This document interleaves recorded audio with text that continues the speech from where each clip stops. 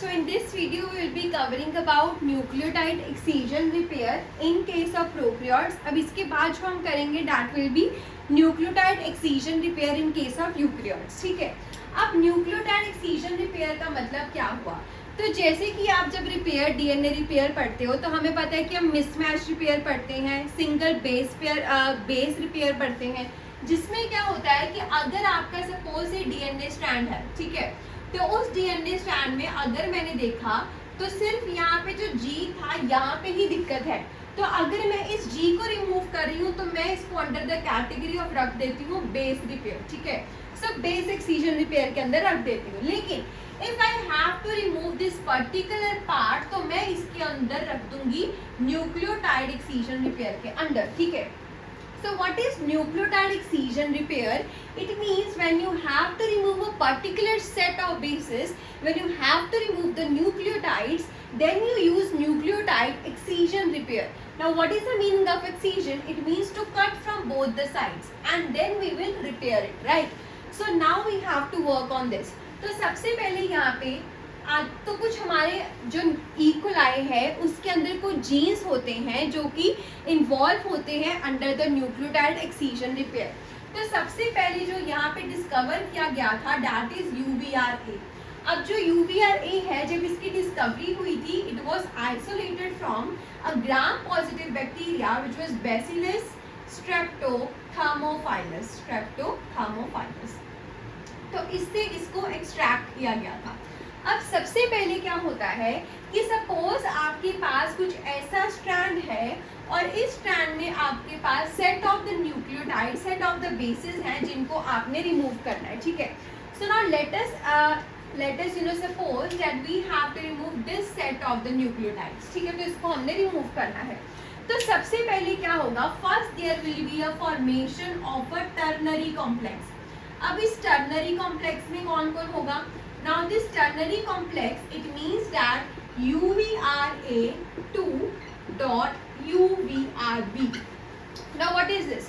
तो सबसे पहले क्या होगा, आपके पास UVRA का डाइमर आएगा और ये जो UVRB है ना, it has the affinity for UVRC और उसके अलावा इसके पास ATPase बाइंडिंग डोमेन भी होता है. ये दोनों एक्टिविटीज को ये शो करते हैं, मतलब कि C के साथ भी अटैच हो सकती है, A के साथ भी अटैच हो सकती है और उसके अलावा इसमें ATP एक्टिविटी पोजेस होती है. ठीक है, सो व्हाट इज हैपनिंग कि पहले जहाँ पे आपकी जो रिपेयर है उस रिपेयर मशीनरी के कुछ सपोज यहाँ पे डैमेज है, तो डैमेज के कुछ ऑफ द न्यूक्लियोटाइड्स पहले, फॉर एग्जाम्पल यहाँ पे ये जो कॉम्प्लेक्स है ये आकर अटैच हो जाएगा और जैसे ही ये कॉम्प्लेक्स अटैच हुआ, ये जो बी है इसके पास आपकी हेलिकेज एक्टिविटी होती है. ठीक है, तो क्या हुआ कि ये बी ओपन करी जाएगी और देखी जाएगी ये कॉम्प्लेक्स ट्रैवल कर रहा है और जैसे ही एनकाउंटर हुआ उनको कि यहाँ पे कोई डैमेज है, तो डैमेज जैसे ही इनकाउंटर होता है उसके बाद क्या होगा, उसके बाद यहाँ पे रिलीज हो जाएगा. इसका रिलीज हो जाएगा, UVRA का रिलीज हो जाएगा. कैसे रिलीज हो जाएगा? ATP की हाइड्रोलाइसिस हो जाएगी जिसकी वजह से वहां पे UVRA रिमूव हो जाएगा. ठीक है, तो क्या हो रहा था, सबसे पहले आपके पास एक टर्नरी कॉम्प्लेक्स आया, वो सड़क के ऊपर जा रहा है देखने के लिए कि कहाँ पे डैमेज है. जैसे जैसे वो ट्रैवल कर रहा है तो ये दोनों साथ साथ चल रहे हैं. जैसे ही उसने देखा कि वहां पे आके डैमेज है, उसने UVRA को बाहर निकाला कि अब मेरा काम है, अब मेरे पे छोड़ दो, मुझे पता लग गया. ठीक है, तो अभी इसको पता लग गया कि डैमेज यहाँ पे है, तो यहाँ पे अभी बी आपका लगा हुआ है. ठीक है, अब देखो A का डाइमर आया था और B यहाँ पे अकेला था और वो हेलिकेज की जैसा काम कर रहा था. अब उसके बाद आएगा UVRC. अब UVRC क्या करेगा, यहाँ पे और यहाँ पे कट लगा देगा, ऐसे आएगा और यहाँ पे कट लगा देगा. अब इससे क्या हुआ, इतना जो पार्ट था वो आपका क्या हो गया, रिमूव हो गया. जो आपका गलत पार्ट था, मिस मैच वाला था, जो भी था, ठीक है, डीएनए रिपेयर की जरूरत थी जिसे. अब उसके अलावा अब हमारे पास ये तो प्रोसेस कंप्लीट हुआ. सबसे पहले क्या बना, टर्नरी कॉम्प्लेक्स बना, फिर ATP की हाइड्रोलाइसिस हुई जिसकी वजह से आपके पास क्या रह गया, UVRB रह गया. फिर उसके बाद UVRC आया. UVRC ने क्या किया, क्लीवेज किया, न्यूक्लियोटाइड्स की क्या की, क्लीवेज की. ठीक है, अब उसके अलावा यहाँ पे UVRD का भी रिक्वायरमेंट होती है. यूवीआरडी क्या करता है, अब यहाँ पे जो आपके पास ओलिगोन्यूक्लियोटाइड्स रिमूव हुए हैं उन ओलिगोन्यूक्लियोटाइड्स को आगे तोड़ने का काम यूवीआरडी करेगा, और ये जो आपका यहाँ पे खाली जगह बची है यहाँ पे दोबारा से बनाना भी तो है स्ट्रैंड, तो उसका काम कौन करेगा, उसका काम करेगा डीएनए पोल 1। अब यहाँ से भी क्वेश्चन आ सकते हैं कि आपके एक्सीजन रिपेयर में कौन सा डीएनए यूज हो रहा है, डीएनए पोल 1 यूज हो रहा है। अब उसके अलावा सेम में क्या चाहिए, डीएनए लाइगेज। तो अगर आप याद करो तो न्यूक्लियोटाइड रिपेयर इन प्रोकैरियोट्स के लिए आपको यूवीआर ए चाहिए, यूवीआर बी चाहिए, यूवीआर सी फॉर क्लीवेज चाहिए, डी जो कि ओलिगोन्यूक्लियोटाइड्स को फर्दर क्लीव करेगा, पोल 1 चाहिए एंड डीएनए लाइगेज चाहिए। अब इसके बाद हम देखते हैं nucleotide excision repair in case of eukaryotes. Okay, moving on, after nucleotide excision repair in case of prokaryotes, we have nucleotide excision repair in case of eukaryotes। तो सबसे पहले क्या होगा कि अगर आपकी न्यूक्लियोटाइड में कुछ सीक्वेंस गलत है तो उसकी वजह से कुछ हेलिकल डिस्टॉर्शन हो जाएगी। So lesion create a helical distortion in the DNA. अब जहाँ पे भी वो हेलिकल डिस्टॉर्शन होगी उसको आइडेंटिफाई करने के लिए कुछ मॉलिक्यूल होता है, this is H something 23B। तो ऐसा कुछ हमारे पास मॉलिक्यूल होता है जो कि रिकग्नाइज करता है उस पर्टिकुलर कि कहाँ पे वो जाके डिस्टॉर्शन हुई है। अब उसके बाद हमारे पास एक ट्रांसक्रिप्शन फैक्टर आता है TF3H। अब ये जो ट्रांसक्रिप्शन फैक्टर होता है ये एटीपी डिपेंडेंट होता है, इसको हमने ट्रांसक्रिप्शन में भी देखा है, लेकिन इसका रोल न्यूक्लियोटाइड एक्सीजन रिपेयर में भी आता है। तो इसकी भी हमारे पास दो सेपरेट होती हैं, एक होता है XPB और एक होता है XPD।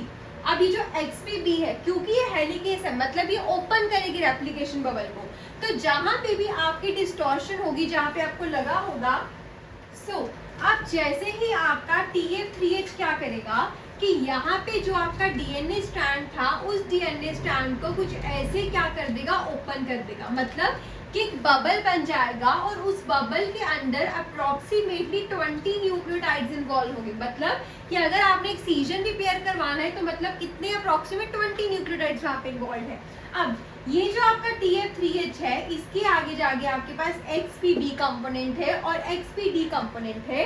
जो XPB कंपोनेंट है ये भी हेलिकेस है और ये क्या करेगा, 5 प्राइम टू 3 डायरेक्शन में मूव करके उसको ओपन करेगा। जो XPD है वो क्या करेगा, 3 प्राइम टू 5 प्राइम डायरेक्शन में मूव करके आपके स्ट्रैंड को ओपन करेगा।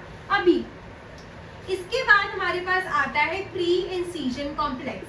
Now this pre-incision complex is made up of RPA, XPG and XPA। ठीक है, अब प्री-इंसिजन कॉम्प्लेक्स के बाद हमारे पास आता है एक कटर जिसको बोलते हैं ERCC1.XPF। ठीक है, अब होता क्या है यहाँ पे, तो क्या होगा कि ये जो आपका ERCC1 है ये एक तरह का डाइमर होता है और ये दोनों स्ट्रैंड्स पे जाके यहाँ पे भी कट कर देगा और यहाँ पे भी कट कर देगा। वही जो आपका यहाँ पे प्री इंसिजन कॉम्प्लेक्स में से XPG होगा वो इसके ऑपोजिट साइड पे जाके जाएगा और इसको यहाँ से कट कर देगा। ठीक है, तो कुछ ऐसे ही जाके लगेंगे और जैसे ही ये इन दोनों स्ट्रैंड्स को कट कर देंगे यहाँ पे गैप आ जाएगा और गैप फिलिंग के लिए हमारे पास कौन सा डीएनए पोल है, डीएनए पोल डेल्टा। अब यहीं पे डिफरेंस आ गया। प्रोकैरियोट्स में जो हमने डीएनए पॉलीमरेज यूज किया था वो था डीएनए पॉलीमरेज 3 और न्यूक्लियोटाइड एक्सीजन रिपेयर में जो हम डीएनए पॉलीमरेज यूज कर रहे हैं that is DNA pol delta. अब डेल्टा के पास सेम में कौन आएगा, लाइगेस आएगा और इसको क्या कर देगा, जोड़ देगा। ठीक है, सो सबसे पहले क्या हुआ, एक लेशन क्रिएट हुआ। क्यों हुआ, क्योंकि वहां पे कुछ गलत न्यूक्लियोटाइड्स थे और जिसको डिटेक्ट किया आपके XPCHHR23B ने। जैसे ही इसने इसको डिटेक्ट किया उसके बाद आपका हेलिकेस आया जो कि एटीपी एक्टिविटी रखता है। अपनी एटीपी एक्टिविटी को यूज करके इसने दोनों साइड से क्या किया, उस जगह से उसको ओपन कर दिया और एक बबल क्रिएट कर दिया।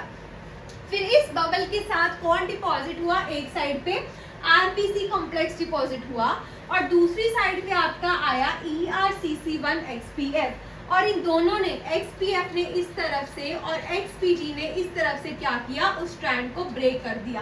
और ब्रेक करने के बाद देखो अब उसके बाद क्या हो गया, कुछ ऐसे हमारे पास गैप आ गया। इस गैप को फिल करने के लिए कौन आएगा, पॉलीमरेज, डीएनए पोल डेल्टा, फिर आएगा आपका डीएनए लाइगेज जो इसको क्या कर देगा, सील कर देगा, और जिससे हमारी रिपेयर कंप्लीट हो जाएगी। तो हमने दोनों देखे, nucleotide excision repair in prokaryotes and nucleotide excision repair in eukaryotes. अब इन दोनों में से पूछा जाता है कि XRCC1, ERCC1 आप किस में यूज करते हैं, RP आप किस में यूज करते हैं, पोल डेल्टा किस में आएगा, पोल 3 किस में आएगा। So these are the things you need to take care of. जैसे कि वहां पे हमने UV और ABC का सिस्टम किया, यहाँ पे हमने कंप्लीटली डिफरेंट प्रोटीन्स को यूज किया, राइट। तो अगर ह्यूमंस में न्यूक्लियोटाइड जो हमारा रिपेयर सिस्टम है इसमें दिक्कत आती है तो जीरोडर्मा पिगमेंटोसम नाम की एक ऑटोसोमल रिसेसिव डिजीज है वो देखने को मिलती है, जिसमें जो स्किन का कैंसर है वो बहुत जल्दी मतलब यूवी लाइट से आपकी जो स्किन है वो इफेक्ट होनी शुरू हो जाती है, ठीक है। जो चीज़ आपको 70 प्लस ईयर के बाद जब इफेक्ट होनी शुरू होती है वो पहले से ही पिगमेंट्स जो है वो डेवलप होने शुरू हो जाते हैं इन केस ऑफ सन, ठीक है। So xeroderma pigmentosum, which is caused when your nucleotide excision repair system is not properly working. So with this we have completed both prokaryotes and eukaryotes repair system. So in the next video we will be covering the mismatch repair system in prokaryotes and eukaryotes. So if you like the video, do like and subscribe. Thank you everyone.